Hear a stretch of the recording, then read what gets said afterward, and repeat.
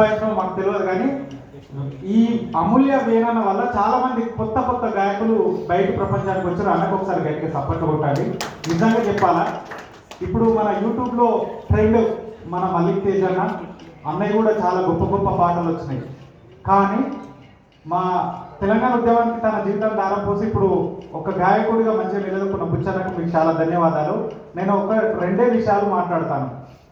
మనము చిన్నప్పుడు మనం బతికినటువంటి బతుకులు ఇప్పుడు లేవు.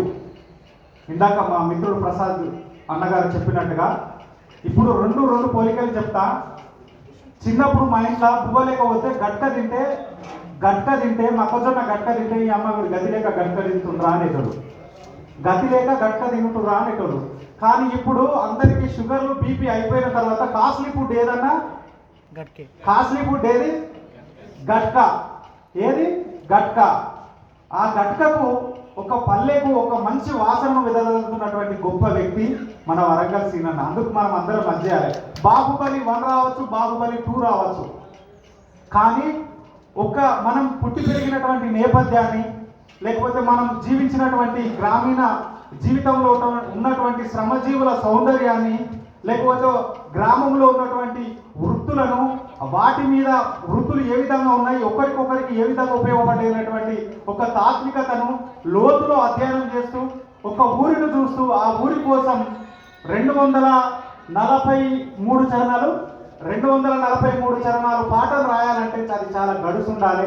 దాని మీద చాలా, అంటే నాకు తెలిసి తన 25 సంవత్సరాల ఈ రచయిత జీవితంలో 25 సంవత్సరాలు ఈ పాటకు కోసం కేటాయించిందని నేను అనుకుంటున్నా.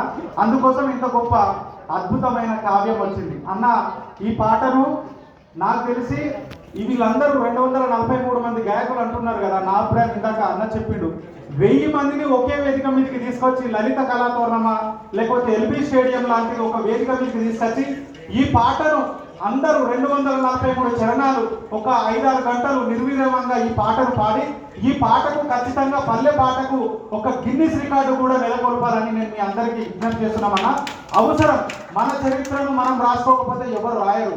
ఈ చరిత్రలో చాలా మంది కవులు, గాయకులు, గొప్ప గొప్ప రచయితలు ఈ మట్టి పిల్లల కింద కప్పబడినారు. కానీ ఇప్పుడు మన కళ్ళ ముందట ఒక ఓరుగల్లు అంటే ఒక కాకతీయుల రాజ్య చరిత్ర గుర్తొస్తుంది, లేకపోతే రాణి రుద్రమదేవి గుర్తొస్తుంది, లేకపోతే పేరణి నృత్యం గుర్తొస్తుంది, లేకపోతే రామప్ప శిల్పాలు గుర్తొస్తాయి. కానీ ఈ తరంలో మనకు ఓరుగల్లు అంటే గుర్తొచ్చేది ఈ తరంలో ఇప్పటి నుండి ఒక మాట గుర్తుంచుకోవాలి. ఖచ్చితంగా ఒక వరంగల్ సీనన్న ఒక 243 చరణాలు ఉన్నటువంటి పాట 100 ఏళ్ల నావురు ధ్యేయ కావ్యం మీ అందరికీ గుర్తొస్తుందని తెలియజేస్తూ, అన్నం చూస్తూ నేను కూడా ఒక మా ఊరు మీద మా నేపథ్యం మీద ఒక చిన్న పల్లవి రాసుకున్నాను. పాట కూడా రాసుకున్నాం, కానీ అది జస్ట్ ఒక పల్లవి వాడి వినిపిస్తానన్నా.